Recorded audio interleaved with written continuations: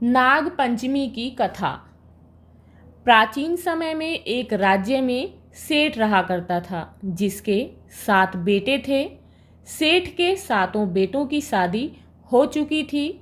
सेठ की सबसे छोटी बहू बुद्धिमान और चरित्रवान थी। एक दिन बड़ी बहू घर की सभी बहुओं को मिट्टी लाने के लिए अपने साथ ले गई।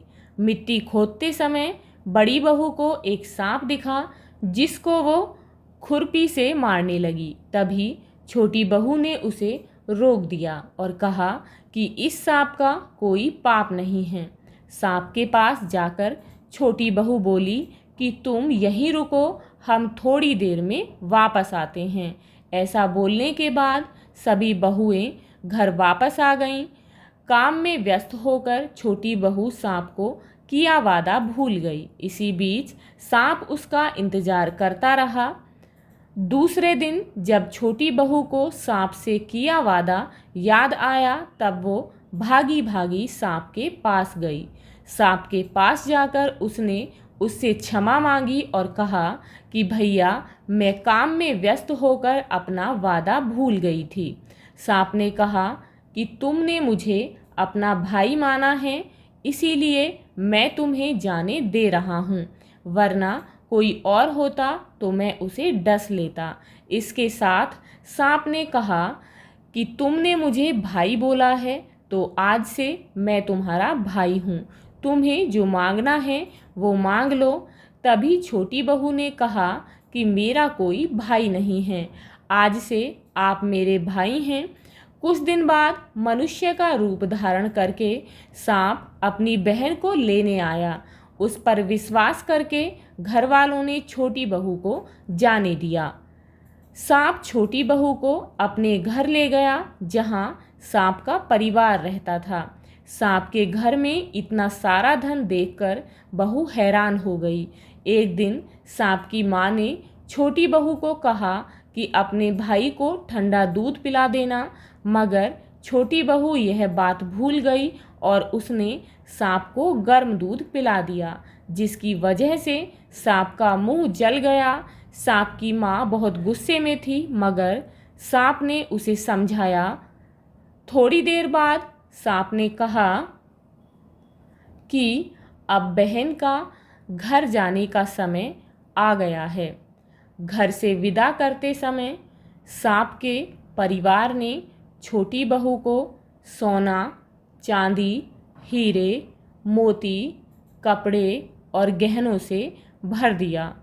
जब छोटी बहू घर लौटी तब उसके धन को देखकर बड़ी बहू को जलन होने लगी। गहनों के साथ सांप ने छोटी बहू को एक हीरे और मणि से बना हार दिया था। पूरे राज्य में इस हार की चर्चा होने लगी थी। जब रानी को पता चला तब उसने ये हार मंगवाया। छोटी बहू को ये पसंद नहीं आया और उसने सांप को बुलाकर सारी बात बता दी। छोटी बहू ने भाई से आग्रह किया कि वो कुछ ऐसा करे जिससे ये हार छोटी बहू के गले में हार बन जाए और दूसरों के गले में सांप। बहन की बात मानकर भाई ने भी ऐसा ही किया। जब रानी ने ये हार पहना तब उसके गले में हार सांप में बदल गया। रानी चीखने लगी। रानी की चीख सुनकर राजा ने छोटी बहू को लाने का आदेश दिया।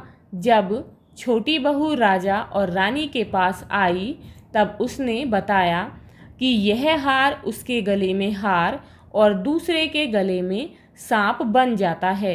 तब राजा ने छोटी बहू को हार पहनने के लिए कहा। छोटी बहू के गले में जाते ही सांप हार बन गया। यह चमत्कार देखकर राजा बहुत खुश हुआ और उसे धन दौलत देकर भेज दिया। छोटी बहू अपने हार और इन सभी चीज़ों के साथ घर लौट आई। उसके धन को देखकर बड़ी बहू ने ईर्ष्या के कारण उसके पति को सिखाया कि छोटी बहू के पास कहीं से धन आया है। यह सुनकर उसके पति ने अपनी पत्नी को बुलाकर कहा, ठीक ठीक बता कि यह धन तुझे कौन देता है।